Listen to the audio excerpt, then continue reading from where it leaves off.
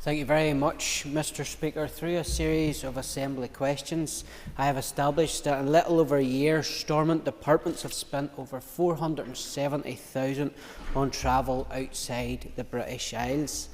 Nearly £500,000 of public money in just over 12 months on foreign travel. And more than £52,000 of that was spent by ministers personally. What I've exposed here is a culture of lavish long-haul junkets, disconnected from the very everyday realities faced by the people we are supposed to represent. Let's look at the Department of Agriculture, Environment and Rural Affairs. It spent nearly £78,000 on overseas travel, including £11,134 on a trip to New York Climate Week, where 3 officials, including the Minister, flew across the Atlantic to discuss sustainability. The same department that enforces rigid environmental rules on farmers apparently doesn't stop to consider its own emissions or the cost of flying thousands of miles to talk green. It's hard to take the green rhetoric seriously when it comes wrapped in business class boarding passes. Then there's the Department of Education.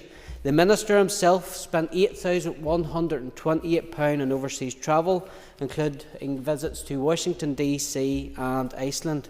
Under his watch, officials made costly trips like the one to Tokyo, costing £3,366.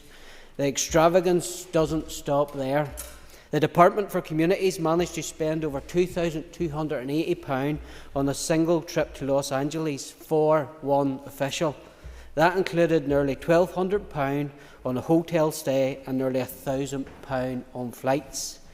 What was so urgent that a transatlantic trip to California was necessary when so many community services here are barely staying afloat? And of course, the biggest spenders are no surprise. It's the Executive Office, the Department of Michelle O'Neill and Emma Little-Pengelly.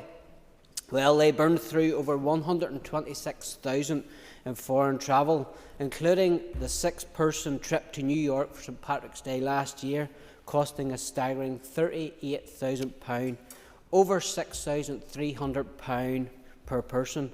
And thanks to today's newsletter, we know that the head of the civil service was sailing about in a private car, as was the Deputy First Minister, while lesser ministers made do with public transport and an Uber. Ministers parading on the world stage while hospital waiting lists grow, budgets in this House slashed and people at home can't pay their bills.